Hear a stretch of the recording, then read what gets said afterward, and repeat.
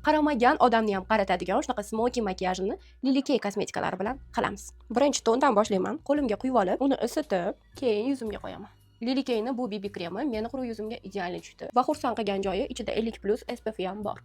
Podложкаga ochroq korичневый teng ishlatamiz.